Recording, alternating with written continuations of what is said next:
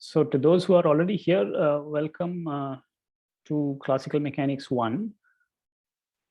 I hope I am audible. Can Yes, somebody? Okay. Yes, Okay, great. Yeah. Yeah, so it would be good if people are come about certainly by the starting time of 11:50. You are welcome 5 minutes in advance as well. Sir, our previous lecture just ended like 2 minutes ago, so people are still joining. Okay. All right, so that ended at 11:45, is it? Okay. Yes, sir. Sir extended a little bit, so we left at 11:49 or something. So we're still joining. Wow. Okay. Well, then you are excused. Okay. Perhaps you need a break then. Fine. And how many were you in your previous lecture? Sir, about 65, 70. Okay. All right. Yeah. So, and what was the previous lecture? Analysis 1 by Rajiv Karandega, sir. Okay. Analysis 1. Fine. Yeah. So we have 35 people right now.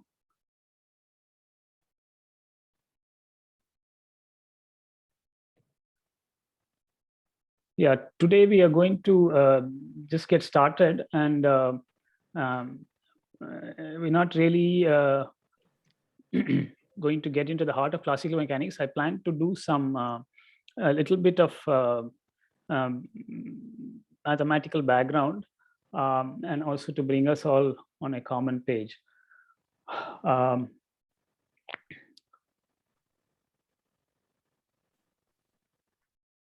But I'm still waiting for people to join. so at the end of the class, people were still asking some doubts, so that might be the reason why it's slightly difficult.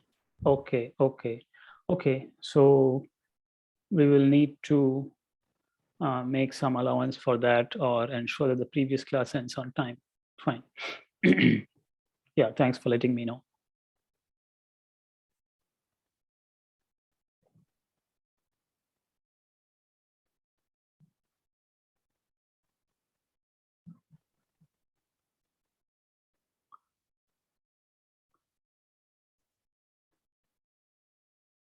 So I presume many of you have learned some amount of classical mechanics or mechanics in school or during other courses. So there will be some things here which are very familiar. There will be things that sound familiar, but when you look at them in greater depth are not so familiar. There will be things that are quite new, I hope. Please bear that in mind while we go through things.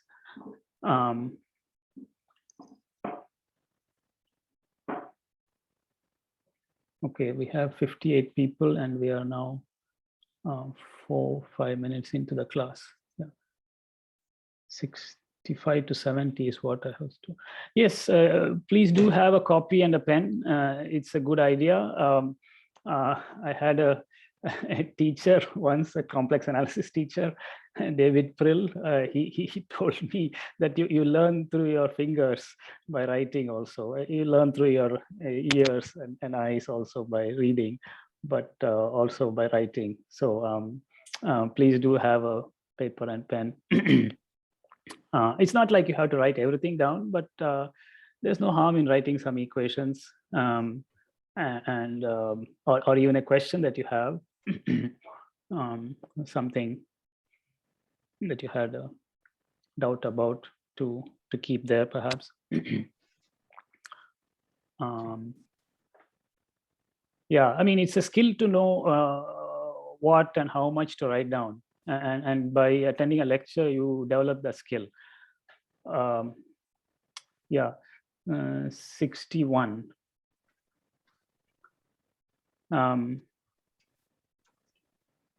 So while we still wait for others Let me continue with these generalities. Yeah, so I think you've all received my email, and there will be stuff posted both on Moodle as well as on the course website, whose link I have sent you. The course is largely defined by the lectures themselves, and there may be notes that I make available as well. So those would be what defines the course. There are books that one can consult as well, which I will suggest. One of them is by Klepner and Kolenkov on mechanics.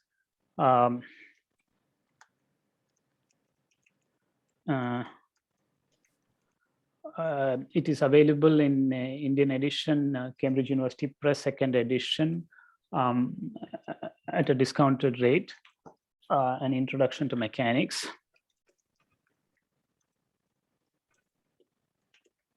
So this is a nice book, and there are many other books as well.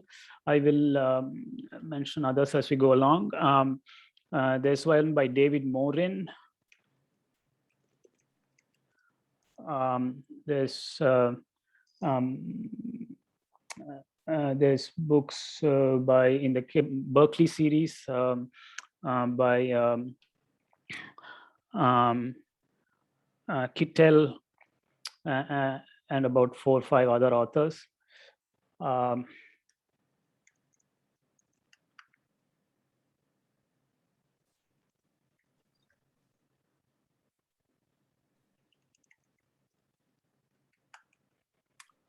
There is the Feynman lectures in physics. So there are several sources, and but in addition to all of that, the main thing is the lecture itself, and the discussions we have. Do we need to have all the books you mentioned, sir, or just one of them? You don't need to have any of them. If you want to get just one of them, you can get perhaps the one by Klepler and Kolenkov. You don't need to have all of them, no. But you do need to attend the lectures and be involved and work out the problems that are assigned. That is quite important. If there is specific reading that I assign, then I will tell you where to look those things up. The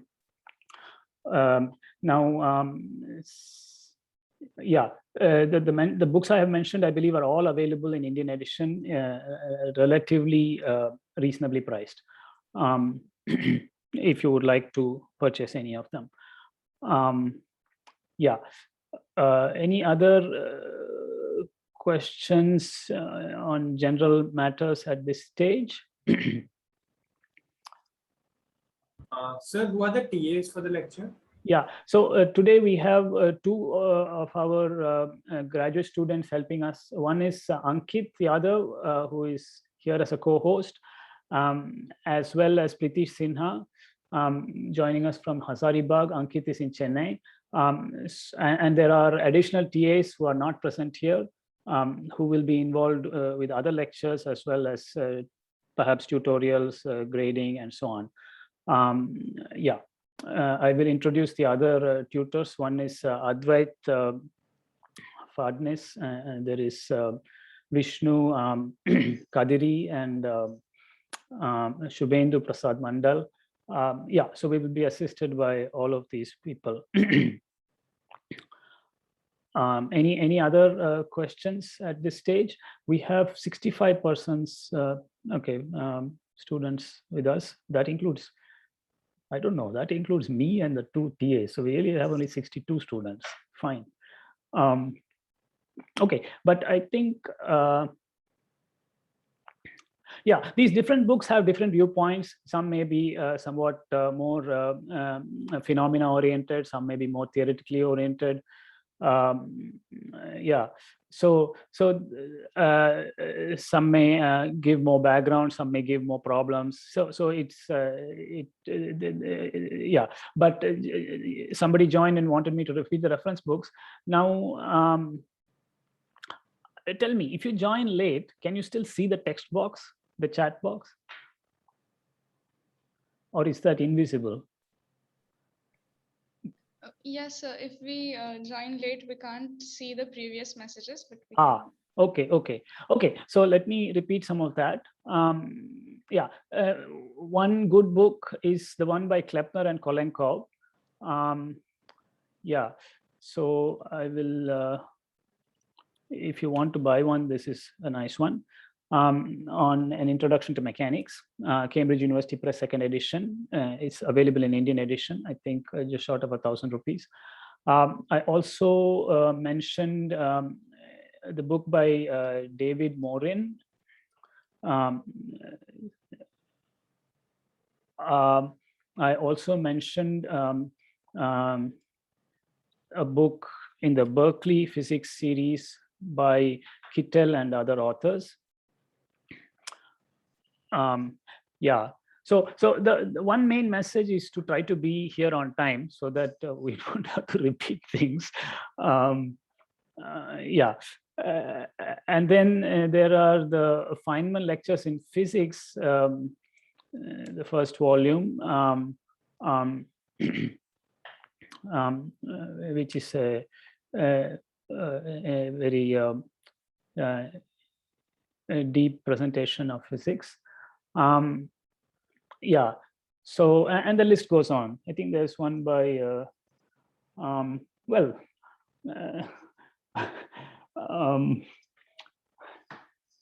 there's one by Newton. In fact, there are several Newtons, but there is one by Isaac Newton. It's called the Principia, Principles of Natural Philosophy. At some point, you may want to look up something about that. Yeah, anyway, so jokes apart, the primary book for this course is the lecture. I will also try to provide some lecture notes, and they will define the course. It may be supplemented by these other books. You are, if you would like to buy one, I suggested the one by Klepner and Kolenkov. Yeah, the others are also excellent ones. I will make a list of books and put them on the course website. Okay, any other questions at this stage?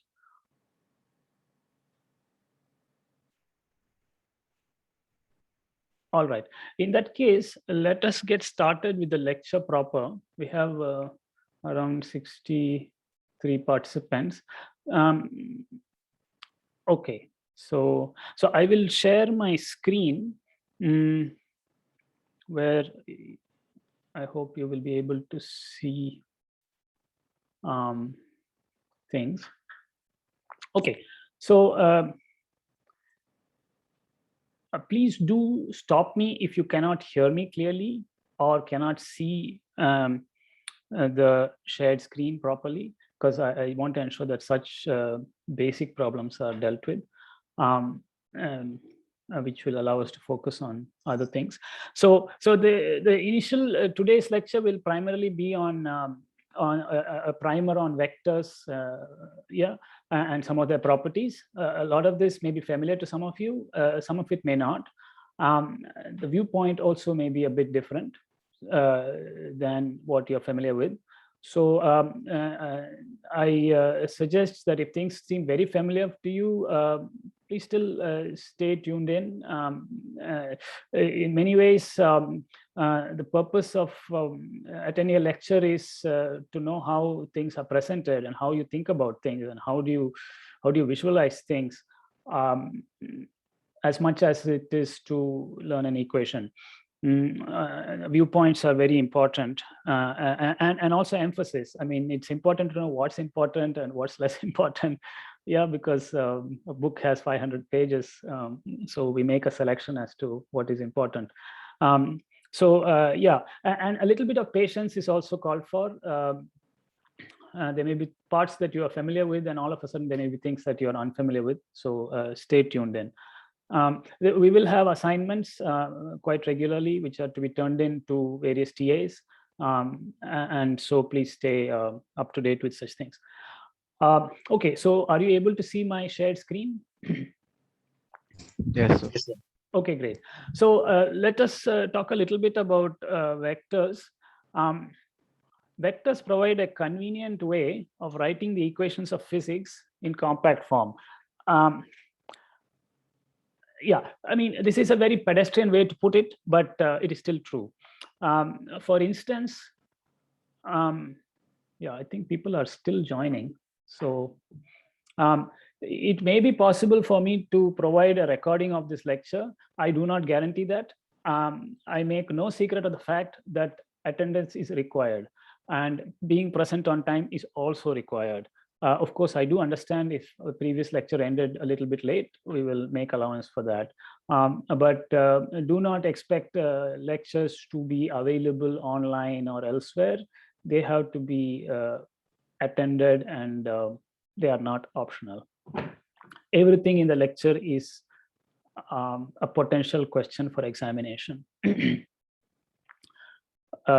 Yeah, so as I was saying, vectors provide a convenient way of writing the equations of physics, and not just physics, also various areas of mathematics in a compact form. For instance, Newton's second law, which we will talk about in much more detail, which in Newton's time was written as 3 different equations. The x component of the force is equal to mass times the x component of acceleration. The y component of the force is equal to the mass times the y component of acceleration, and the z component of the force is mass times z component of acceleration. So it took me a while to just read out that equation. I did it on purpose. It's because this set of 3 equations becomes a single equation. A vector f, which I've written in boldface, is equal to mass times acceleration, which is again a vector written in boldface. M is the mass of the particle, and this is called Newton's second law. Now, okay, just to give you an anecdote, it really took a long time for vector notation to become standard or even to be invented. In Newton's time, it simply was not there. Even in Maxwell's time, I mean, Newton is from the late 1600s. 1687 is when his great work was published.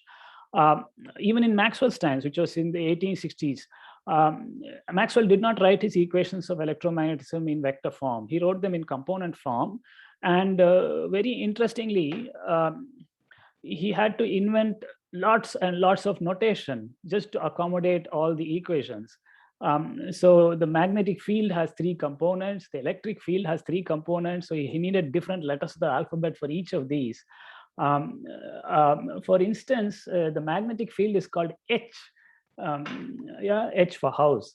Now you may wonder why it's called H, some weird letter in the middle of the alphabet. The reason is something more rather mundane. He started with E, F, and G for the electric field. So the first component of the electric field was E, and then F for the second component, and then G for the third. And then when he wanted to go to the magnetic field, he had to take another letter, and therefore it was H. So yeah, and if you actually look at Maxwell's work, it is rather, I mean, it's the writing itself is very elaborate, and it was in the time of others, notably Gibbs, who was one of the first American mathematical physicists who really made vector notation more commonly used. Yeah, so notation is extremely important in science. Let me also tell you one more anecdote. Some time ago, Professor Srinivasa Varadhan, who is a Nobel Prize winner, was here at CMI lecturing. And in the middle of his lecture, he wondered how it was that people like Aryabhatta could do mathematics or physics or astronomy without apparently having notation. I mean, they presented their work in poems. I mean, exquisitely crafted poems, very pithy statements, and sutras and bhashyas and so on. But he was really surprised how they were able to think without notation. But perhaps they had notation, but they have not just not revealed it to us. Yeah, so notational superiority is actually scientific superiority. There are groups of people who simply don't have the right notation and are not able to make progress. or it slows down progress. Okay, so let's also go ahead with some other uses of vectors. So vectors also make it easier to understand structural features of equations and phenomena. So for example, the behavior of things under rotations. Yeah, it's very hard to understand it if you write 5 equations when you can compress it in one and see how it changes. How symmetries like rotations or translations or reflections and such things are implemented. It's easier to see them in vector notation. And also transformation laws. I mean, how does Galileo's idea of transformation from one reference frame to another one that is moving uniformly, how do you think about such things? Vectors make it very convenient to formulate such questions and answer them. So the message is that vectors make it easier to understand structural features and reveal hidden features of equations which you would not otherwise notice. Yeah, so I mean, for instance, in our modern parts of physics like supersymmetry, there is a plethora of notation. So I mean, this is not a discussion about supersymmetry, but it's almost as if this notation is so complicated that it almost feels as though we are waiting for some better notation to really understand what things at a deeper level. In some areas at least. So we are just seeing this from a couple of centuries ago, this the revolution that vectors brought about. So vectors also allow us to bring to bear tools from linear algebra, which we will talk about, as well as geometry. Yeah, so that's very helpful. So let me begin by giving a somewhat simple definition of, okay, let me not scroll too fast, of what I mean by a vector in three-dimensional Euclidean space. So when I say three-dimensional Euclidean space, I basically mean the space in this room, the space around us, and extended indefinitely. I mean, I forget about the walls and windows and so on, up, down, left, right, yeah. Three-dimensional Euclidean space. So this is named after Euclid. Now, a vector in a three-dimensional Euclidean space is a directed line segment like the one drawn in this picture. Yeah, a directed line segment. So it's a line segment. It starts at an origin. So here's my origin, and it's a line, and it ends somewhere, and it has a direction as well, which is indicated by this arrow. We call it a boldface V. Yeah. Sometimes we use a different notation, which is a vector with an arrow on it. So I will sometimes denote it this way, especially when writing by hand. But if I'm typing, I use boldface notation. Now a vector has 2 basic ingredients. One is its magnitude, which is denoted by this absolute value sign, or sometimes called the modulus or length of the vector. And that length of the vector itself is denoted with a V without the boldface. Yeah. Yeah. And in addition, so the magnitude of boldface V is ordinary V. A vector also has a direction. So this one points roughly towards, let us say, Tripura or something like that. And the length is what is indicated. Okay, so I mean, we will redefine what we mean by a vector, or further elaborate on this later on. But this is not a bad definition, in fact. Though you may have seen other definitions. There is some deep value to this, in the sense that it is defined independent of any choice of axes. It is defined independent of any coordinate system. It is defined in terms of physical quantities. Like I said, an origin, okay, it's me, I'm the origin. So that's a physical quantity, and it's pointing towards Tripura, right? That's another physical quantity. So notice that the way we have defined this is in a very concrete way. It doesn't involve unphysical concepts or appendages that may be useful but are not intrinsic to the concept of a vector. So to say that a vector points from Sun to Jupiter at this instant of time is a very clear statement, because anybody can check that. But to say that a vector has these components, then you have to ask, okay, what are the coordinate system you are using? How are you resolving it? And such questions, right? So we will do all of that, but I just want to emphasize the utility of this viewpoint. Okay, now, having spoken about what a vector itself is, we can introduce the concept of a unit vector. So a unit vector is one with unit length, and by that I mean the length is equal to 1. Yeah, so a unit vector, wait a minute, I have to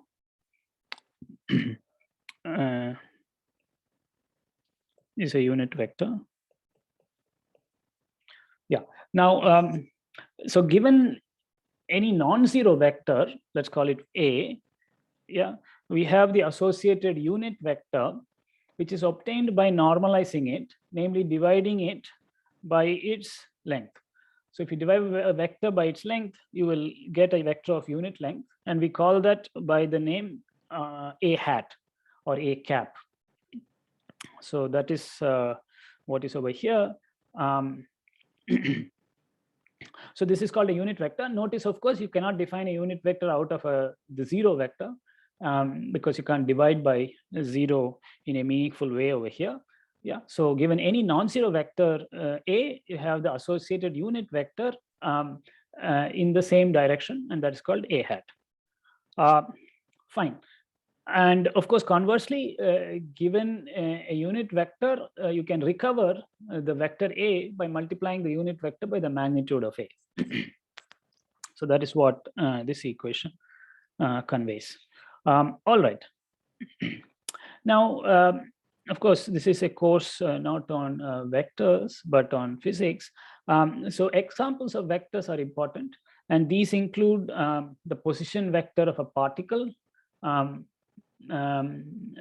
mean, the position of a particle for some purposes can be regarded as a yeah. Can somebody admit Anek? Yeah. Okay. So the position of a particle, we will talk about this in more detail, but for some purposes can be thought of as a vector. I mean, in three-dimensional space, you choose some origin, and you erect a line, a directed line segment to the particle, and you then call that the position vector of the particle. That's the position vector. Okay, now the velocity of a particle also is a vector. We will introduce this in more detail. And the acceleration of a particle can also be regarded as a vector. The force on a particle can also be regarded as a vector. Yeah. The electric field, I was talking about electric and magnetic fields. The electric field is also a vector. So at a particular point in CMI, it's actually pointing in some direction. And so also with the magnetic field, I mean, over in the atmosphere, we have magnetic fields, and they point in particular directions. They have different strengths. Yeah. So these are all examples of vectors. We will meet them in more detail and define them more carefully.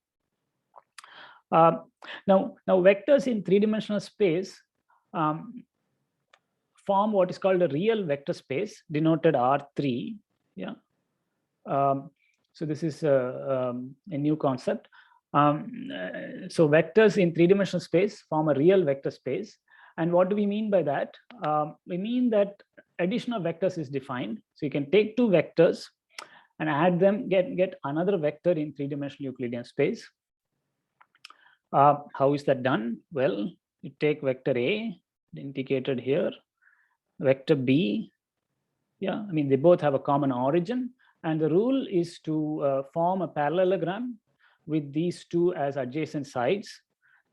So the dotted line shows you this parallelogram. And the two sides are here, and you are supposed to form the diagonal,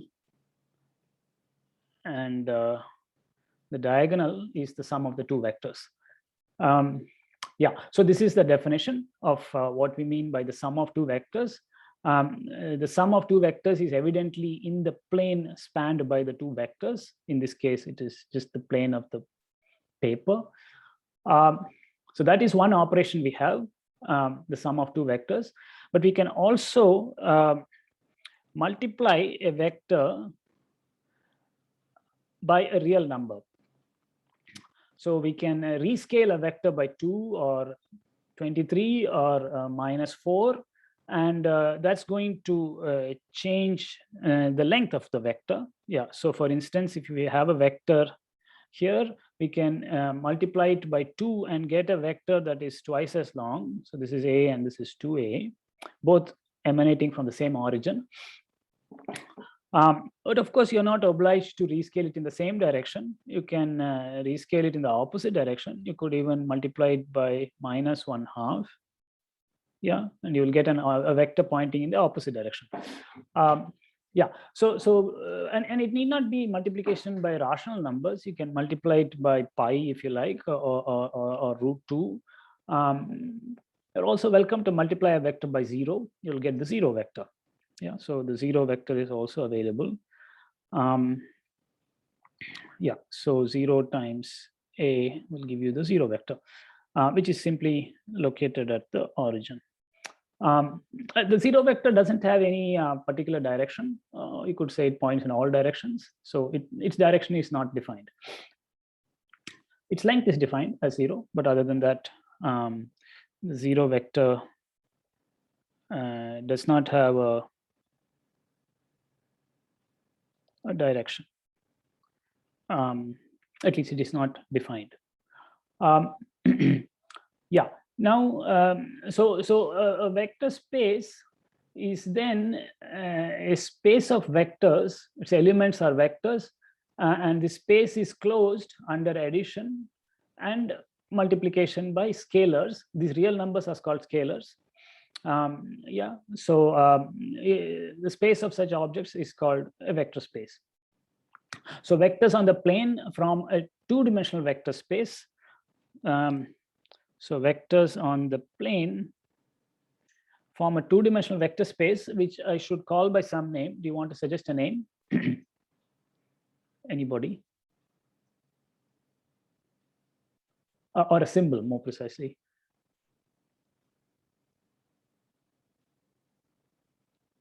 So you are welcome to speak up. Okay, well, anyway, so vectors on a plane form a two-dimensional vector space, which is denoted R2. Yeah, so vectors in three-dimensional space form a three-dimensional vector space denoted R3. Yeah, I am not very sure whether. Yeah, okay. All right. So, okay, so let us proceed. So please do stop me if you have a question or want to answer a question. Yeah. So now we go on to a couple of other concepts. One is that of a dot product or scalar product. So the dot product brings in geometry. So this is the main message. The dot product brings in geometry in a quite substantial way, which will take time to understand, but we will see it in a quick way now. So if you have two vectors, call them A and B, we can form their dot product or scalar product. It's called a dot product because its symbol is a dot in between them. It's also called a scalar product because the dot product of two vectors is a real number, which we call scalars, to distinguish them from vectors. And the definition is that the dot product of two vectors is the product of the magnitudes times the cosine of the angle that separates them between them. Yeah. Yes. So actually didn't get the point where geometry enters through the dot product. I didn't get that one. Yeah. No, you are not expected to get it. This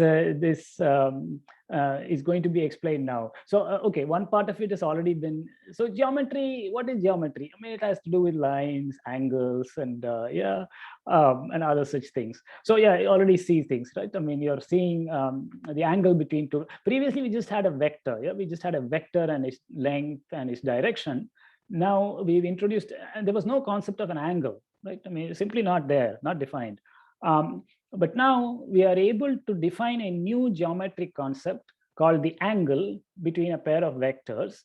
And that angle is defined in a nice way. That angle is defined as the inverse cosine or arc cosine of what? A dot B by magnitude of A times magnitude of B. Yeah. So you see this, if you have defined this dot product, it allows you to define the angle between two vectors. And angles are geometric concepts. And that is done by using the concepts we already have at our disposal, namely the cosine function or its inverse, and the lengths of vectors A and B, which we have defined previously, as well as the dot product. Right? So this is the sense in which geometry enters. Now, I mean, this is not a light statement. Yeah, there is much more to this, but I hope I have clarified how at least angles enter through the dot product. In fact, even the length comes through the dot product. Though I was a little bit casual about it before, we can now think of the length of a vector itself as defined through the dot product. You look at this equation. If I take a vector and dot it with itself, then according to the formula given before, it is the cosine of the angle between A and A is simply the cosine of 0, which is 1. And therefore, the dot product of A with A is the square of the length of A. All right. So, so what we are concluding is that the length of the vector is itself related to the dot product. And so is the angle between two vectors. So again, what is geometry? Geometry is things like lengths, things like angles, yeah, the shapes of curves, yeah, the rigidity of objects, all right. Geometry has to do with the rigidity of things. I mean, if something is simply collapsible, you cannot define its length. Yeah, so that is a sense in which geometry is entering through the dot product. You will encounter this concept again and again in later studies. This is the viewpoint of Riemann, one of the great mathematicians.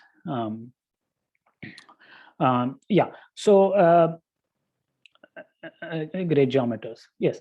So okay. Now, as I said, the dot product is also called the scalar product, since the result is a real number, and real numbers are called scalars. So you have vectors. You multiply a vector with a number, with a real number, and you get another vector. So okay. So I will leave it as a little exercise to you to show the so-called law of cosines. So suppose you have a vector which is defined C as the sum of A and B, then it is a simple exercise to show that the square of the length of C is the sum of the squares of the lengths of A and B, plus a sort of correction term. I mean, if that term was absent, this would be basically a kind of Pythagoras theorem.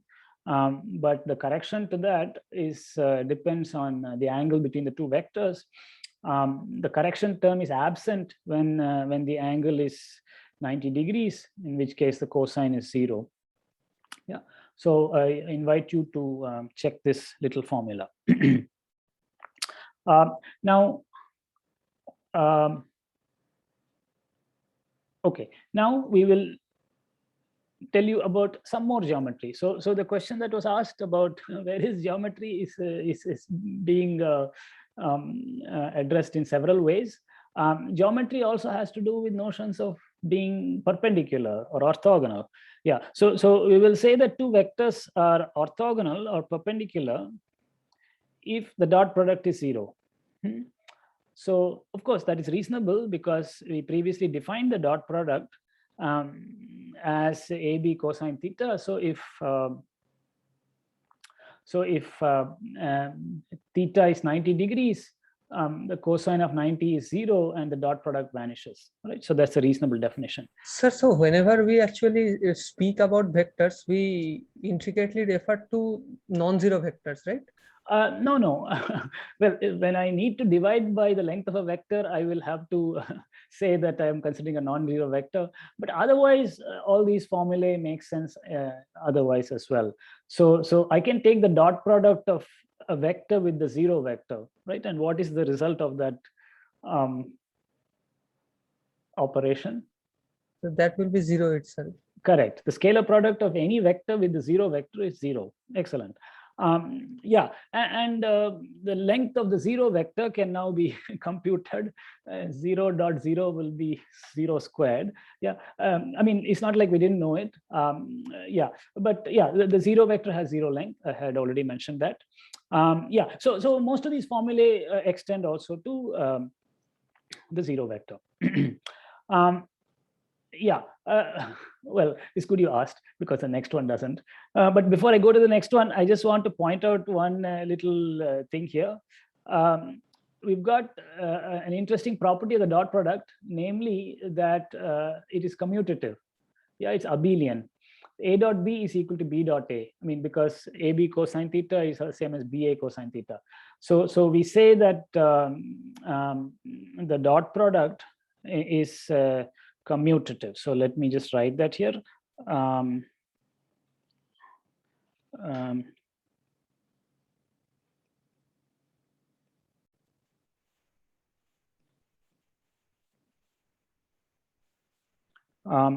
commutative means the operation commutes. A dot B is the same as B dot A. And there is another name for commutative, also known as abelian. Yeah, abelian is an adjective in honor of Abel, who was a brilliant mathematician. Yeah, so that means it doesn't matter in which order you take the dot product. We will soon meet a product which is not abelian, so not everything is commutative. Okay, now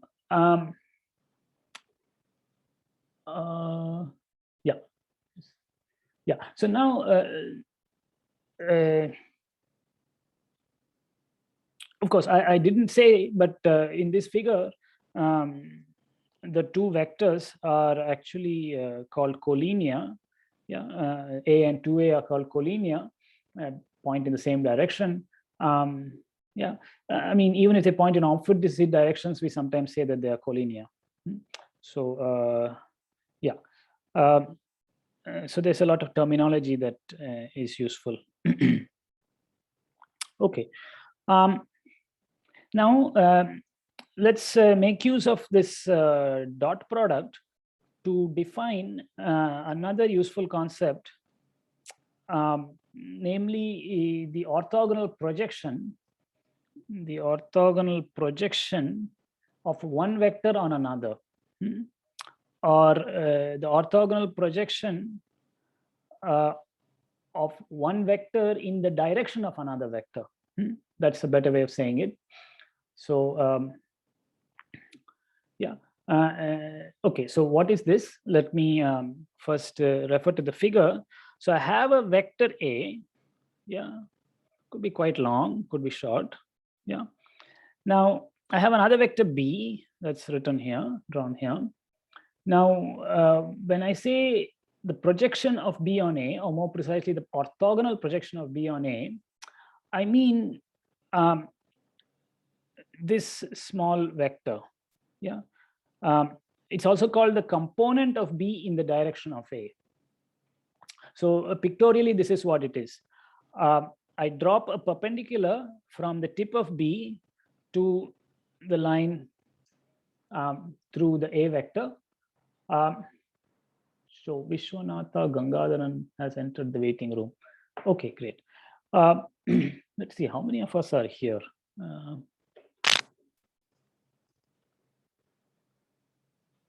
How do I figure this out? Anyway, yeah, I hope it is substantial. Okay, so what you do is drop a perpendicular from the tip of B to the line through the A vector, and wherever it meets the A vector line, you measure the length from the origin to that point, and that length, which is now a positive real number in this case, that is called the projection of B on A. Now, this need not need not be positive. I mean, if B was pointing in the opposite direction, then I would the projection would actually be negative. I hope you can imagine that. Yeah, so they're not obliged to be at a right angle, at acute angles. So if this is A and this was B, then the projection of B on A would be obtained by extending the A vector backwards, dropping a perpendicular from there and measuring this distance and giving it a negative sign. So this is a negative projection, whereas here the projection is positive. All right. And when I said drop a perpendicular, that's why we use the name orthogonal projection. Yeah. So when we say projection or component, we refer to a vector. In fact, we refer to a vector as well as a direction. The vector is B, which is being projected, and we have a direction which is specified by another vector, which is whose role is being played by A. So to define this projection, we need two vectors. We need the vector A in whose direction we want to project, and we need a vector B which is being No, projected. sir, I was telling that the projection itself, I mean, whether the projection itself is a vector or not. Oh, no, the projection itself is not a vector. I'm sorry. The projection is a scalar. It's a real number. Yeah. Okay. I mean, in this simple context, it is just a real number. It can be negative. Now, okay, I haven't actually defined it, so perhaps that is useful. I've only indicated it pictorially. So here is the formula. So you have the vector A, and from vector A, you create the unit vector in the direction of A. So that would be something like this, the unit vector, length 1. And then you take the dot product of B with the unit vector in the direction of A. Now that quantity is called the projection or the component of B in the direction of A. All right. So if you were to write it out more explicitly, it would be B dot A divided by the length of A. So clearly, I cannot project in the direction of the zero vector, yeah, because I need a unit vector, and the zero vector cannot be normalized into a unit vector. So in particular, I need A to be a non-zero vector to make sense of this concept. Yeah, does that clarify what was being asked? Yes, sir. Okay, great. Yeah, so that's the projection or the component of B in the direction of A. I mean, it can be in the direction opposite to A also, right? I mean, this negative projection example illustrates that. So by the way, I hope I don't speak very fast or use fancy words. If I do, please do stop me and ask me what a word means, or if you want me to repeat something. Yeah, so yeah, I am aware that since I have typed these things out, I may tend to go a bit fast. My tradition is to write on a board, in which case you see equations and symbols and words being developed. Right now, I'm not quite doing that. So please do stop me if I'm rushing. But I will try to make these notes available to you so that you can go over them.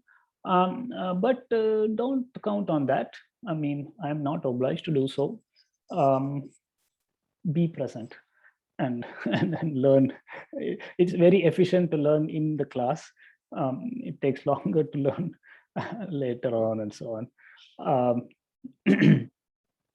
Okay, so let me see where we are. Okay, we could of course do the opposite, that is to project A on B. Now these are not the same thing. Yeah, but I will let you imagine what that is. I mean, you basically have to reverse the roles of A and B to define the projection of A on B. Yeah. So okay, so just a remark that the projection or component of B in the direction of A, does it depend on the length of A? Please tell me. No, sir. Correct. Yeah. Yeah, it Is should not. is independent Okay.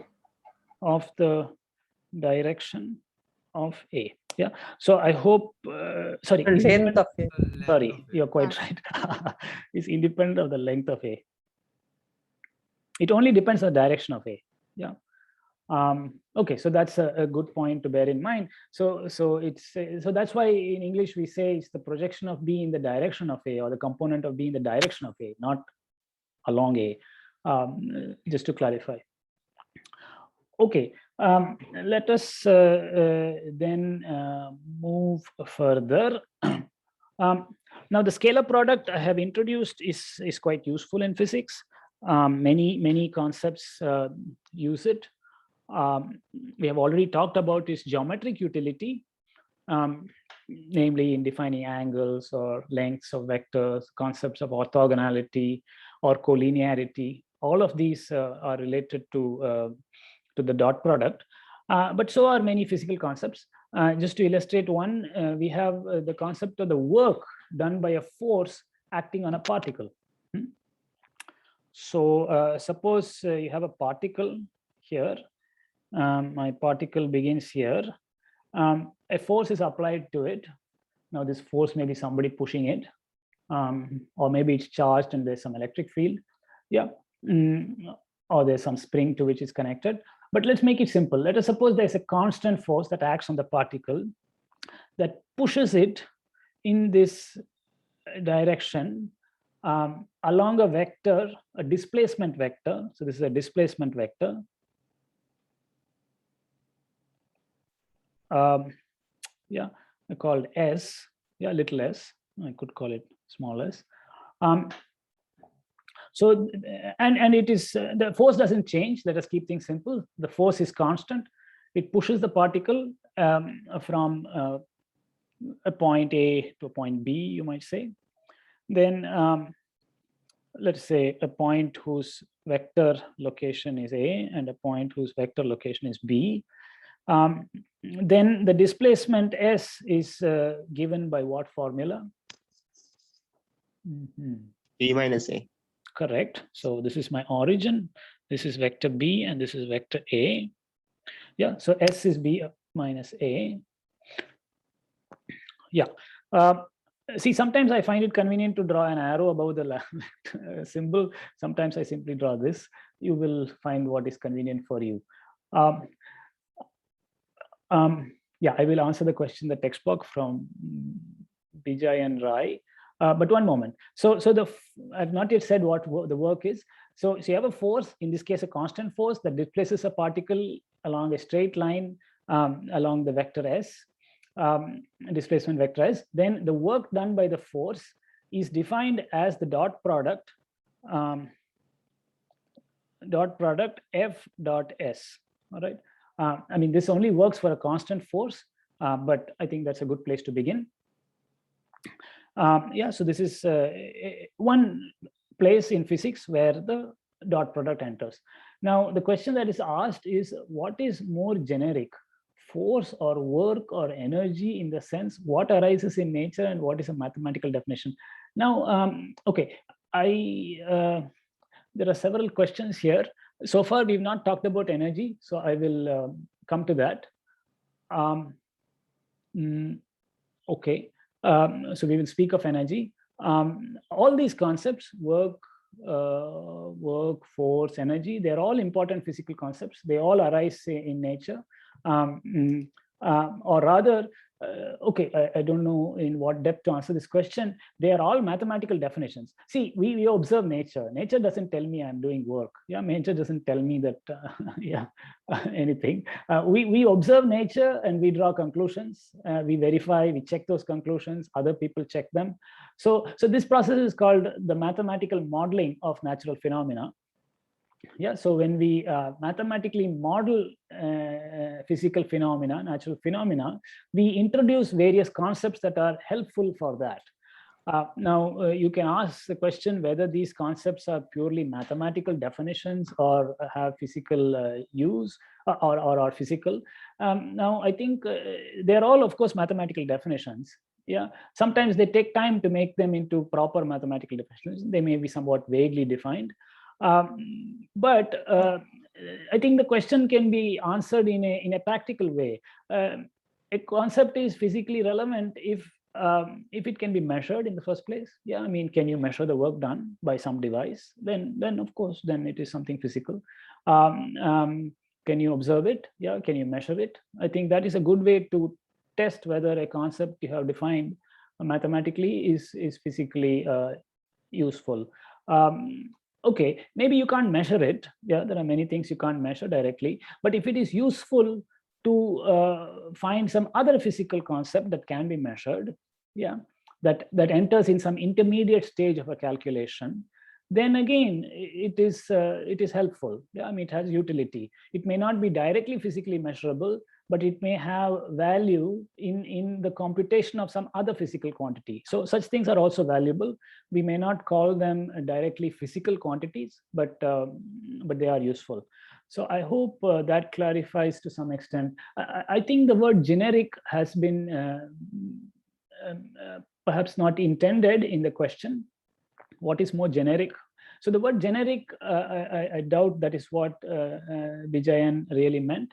Yeah, the word generic has a different meaning. At least I am not able to understand the sense in which it has been used here. I think like in physics, like we try to model the laws which informs some mathematical statements. So like which can be made more axiomatic. We can work all the calculations in physics using just work or using just restricting force. For there is always equivalences comes in between them. So like, more generic in that sense. Oh, okay. Okay, the word generic.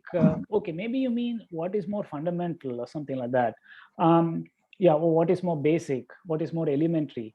Perhaps that's what you mean. Well, as you notice, to define the work, it's not enough just to know the force. You need to know also how the particle was displaced from where to where. Yeah, so it's not as though you can compute the work only knowing the force. Yes, the force in some sense is more basic because it is an ingredient that goes into the computation of the work, at least as I have defined it here. I mean, displacement again is more basic because the particle is displaced and then you compute the work that's done. Yeah, so in that sense, the displacement is a more elementary concept than work. And the force is a more basic concept than the work done by the force. I mean, even the sentence itself conveys that. Yeah, but physics works in strange ways. There are times when a concept that is defined in terms of something else, it is sometimes possible to recover in the opposite direction. Yeah, I don't know, who knows? Maybe one day we will be able to recover the force from the knowledge of the work it has done, right? So we have to be open to such possibilities. We have to be open to such possibilities.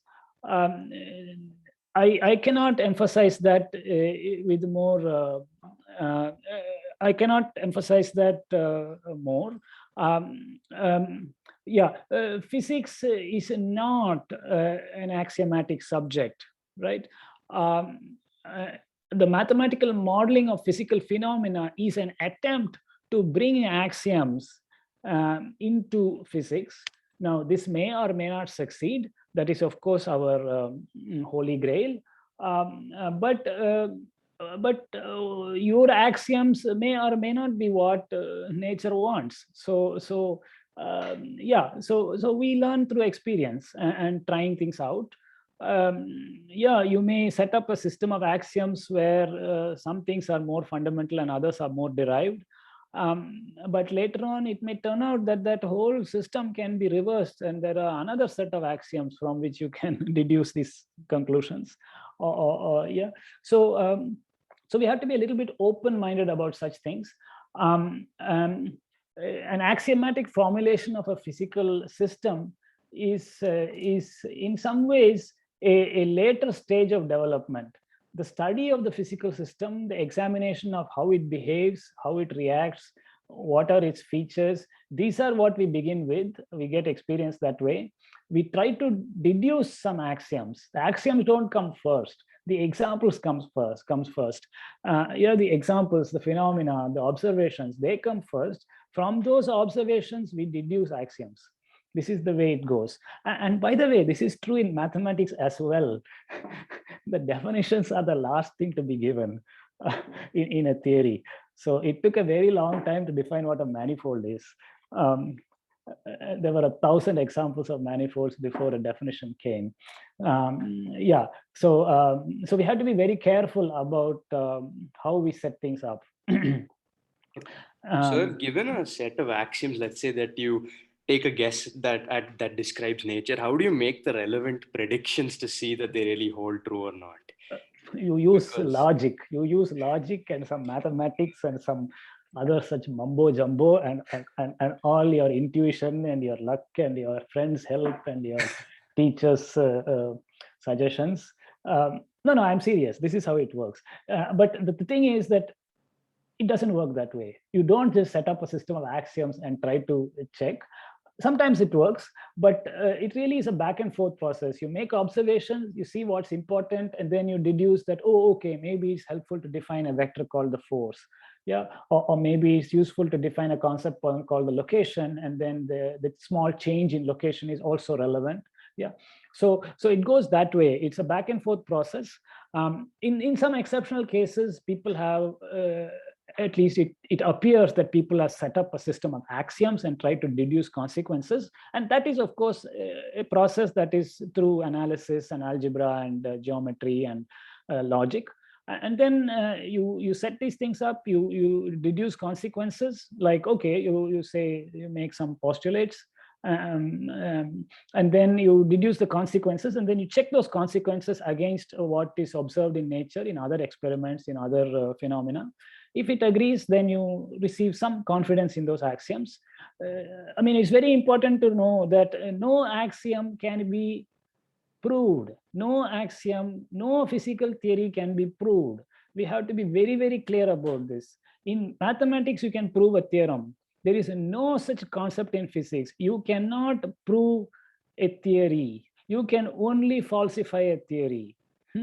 You can have your proposal, your favorite ideas, your favorite postulates, your favorite logic, and the favorite conclusions. This is good as long as it describes nature, and then we will be happy with it. We will keep it. But it can not be proved, because you can only check it against one experiment, one more experiment, your grandfather's experiment and your granddaughter's experiment. But that's all. You only check a few experiments. However, if even one of those experiments shows a disagreement with your axioms or with the conclusions drawn from your axioms, then that theory is wrong or has been falsified. All right. So in physics, we can only falsify statements. We can only falsify theories. Yeah, we cannot prove theories. We can check a calculation, but that is simply a mathematical process. Okay, so does that address your question at least a little bit? Yeah, Professor. Yeah, sir. Yeah, it does. Okay, all right. I can hear a smile, though I can't see it. Fine. Okay. Yeah. Sir, I have a question. I wanted to ask what exactly energy and momentum is, because in both of these forms, we somehow have a velocity kind of a thing. So something is moving. Now, when Yeah. I think of motion, it is basically Whoever is speaking, is that Aryan Kusre? Sir Rapunjal. Sorry, what was Ripunjay? Yeah, okay. I would request you, I mean, I'll let you finish your question, but I would just suggest that we wait a little bit because I've not defined velocity, I've not defined energy yet. So we will come to all these things, and perhaps your questions will be better addressed at that stage. Yeah, but okay, but I really do welcome questions. So just go ahead and finish what you're asking. So my question is like, in all the physics that we have described and in all the physics that we do, we never account for the fact that like when the motion is happening, an object is basically leaving a point in space and then it is occupying another point in space. We just don't seem to be concerned about how this exactly is happening. We just say that this happens and this is represented by a velocity function and all those things. Yeah. So I wanted to ask, like, isn't it basically throwing the real physics under the rug that we just don't consider how all of this is happening? Okay, I mean, Just because we can make predictions, we just don't consider it. Yeah, no, I'm okay. Okay, it will take me time to absorb your question, but see, I think one has to at some stage take a pragmatic viewpoint. If it is helpful to talk about the velocity of a particle, if it helps you to make predictions, if it helps you to understand eclipses, if it helps you to dispel some misconceptions, or predict when something is going to happen, then it's a useful concept. So if it helps to consider the motion of a particle from one place to another as being described by a curve, excellent, please use the curve. And if it helps to call its instantaneous change in location per unit time as something called a velocity vector, I think it's very useful. So I think it's helpful to take that viewpoint. That is what physics is. We observe phenomena and find useful mathematical constructions to describe those phenomena and predict new phenomena. That is our business. We are not sweeping the physics under the rug. We are actually discovering physics this way. Yeah, but no, I mean, maybe your question will get further refined over time, and you're welcome to ask it again. But does my statement have any relevance to what you're asking? Yes, sir, it tells us that, like, it tells me that why we are doing it, but I still have that thing that why are we not addressing that phenomena, because even that is happening. Which phenomenon? We want So, to like, observe the motion of Jupiter. Yeah. So what are you going to do? You keep looking up. If you don't have a telescope, you just use your naked eye. You make a chart in your book. You mark some location of some stars which are far away that don't appear to move.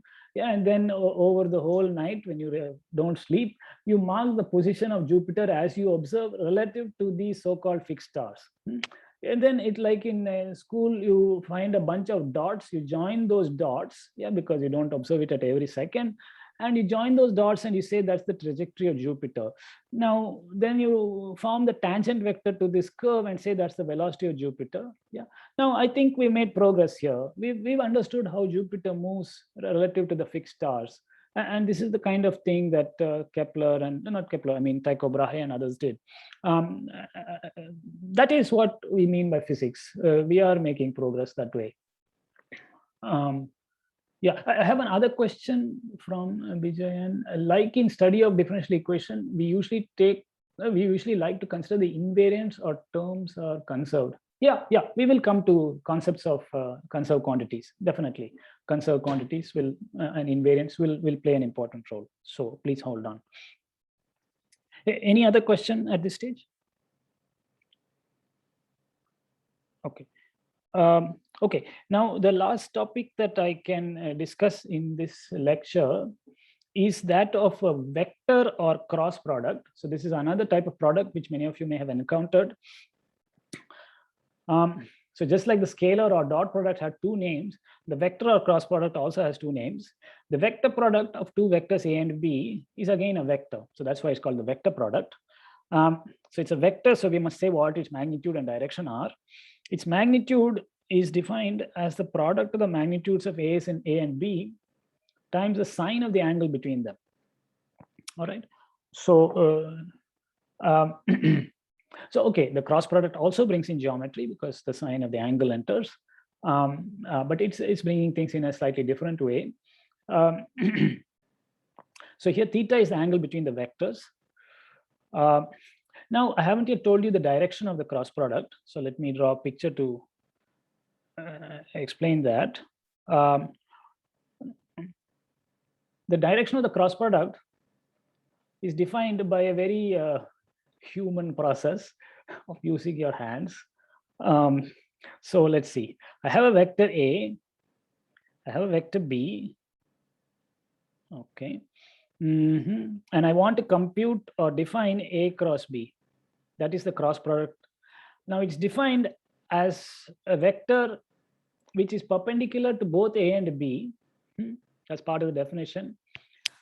So A cross B is perpendicular to both A and B and points in the plane perpendicular to A and B. I mean, that is the same thing. So it points in the plane perpendicular to A and B, and points in orthogonally to this plane, the plane spanned by A and B.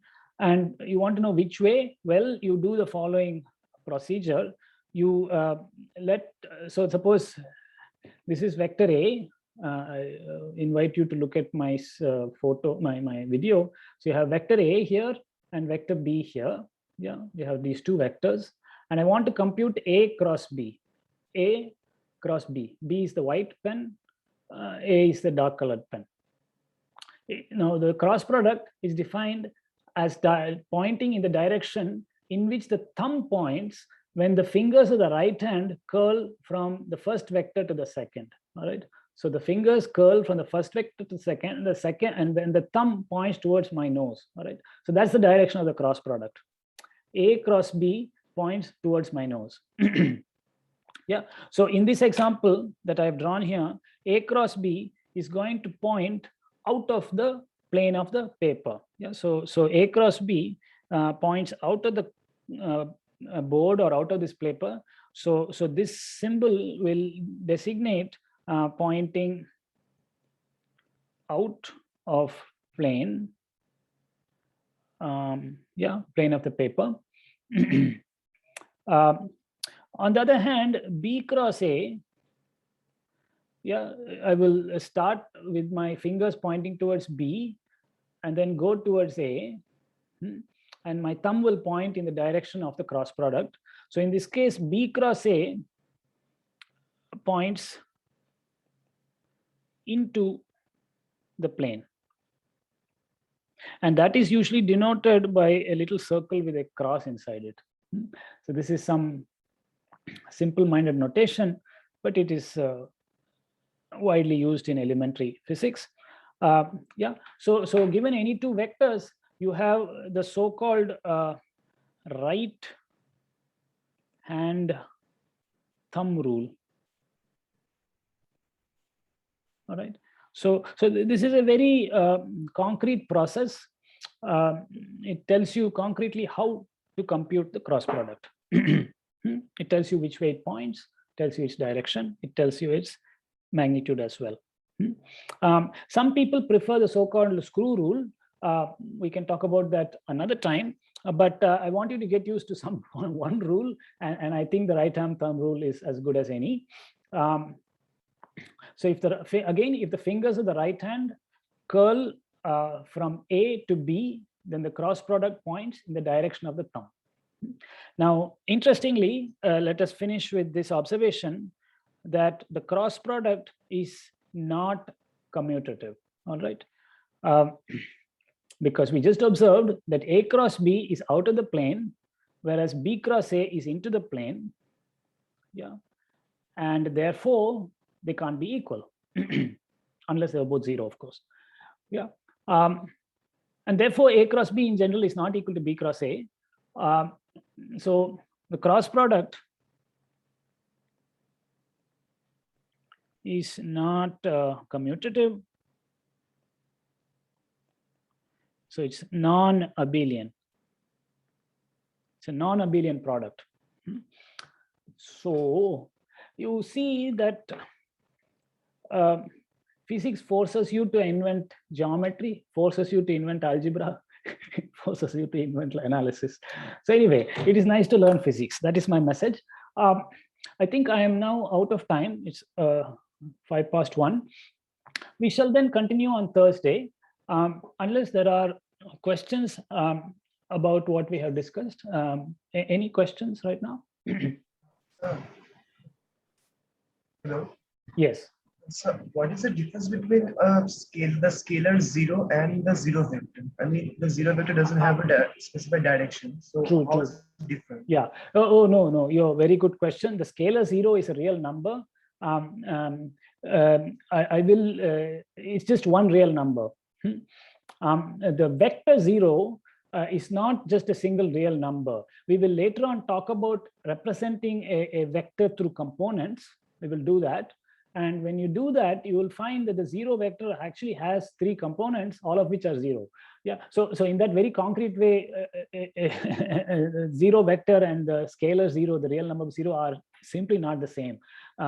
They live in different spaces is another way to say it. The 0 number, the real number 0, lies along the real line. Yeah, I mean, it's the point at the origin of the real line. Whereas the 0 vector lies at the origin of 3-dimensional Euclidean space, right? These are completely different things. So that's another way to convey that they're very different. The 0 vector is not the same as the 0 number. 0 vector is not a real number. Yeah. Okay. Does that address your question at least partly? Yes, sir. Yes, sir. Thank you, sir. Yeah, sure. Any other questions?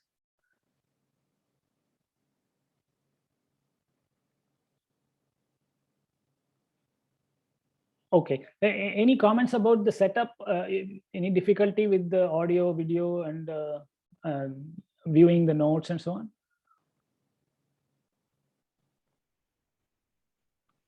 Okay, fine. Anyway, so thank you all for joining us. No, sir, everything was fine. No difficulty for me. No difficulty. Okay, great. Yeah. So anyway, I'm very happy to make your acquaintance in this very impersonal manner where I cannot see anybody. But in fact, I'm still wondering how many of you are here. Where is that number displayed? Or can someone tell me? So there are 64 students other than you and the 2 TAs. Okay, 64 students. Great.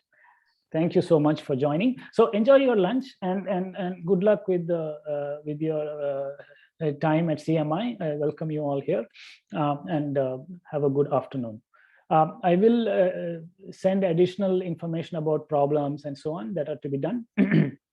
We will communicate primarily through email and Moodle, and things will be posted on the website as well. Okay, so all the best. So please take care of yourselves and stay safe. If I can have just the 2 TAs remain, I would like the rest of you to leave the meeting. Thank you, sir. Thank you, sir. Yeah. Thank you, sir. You're welcome.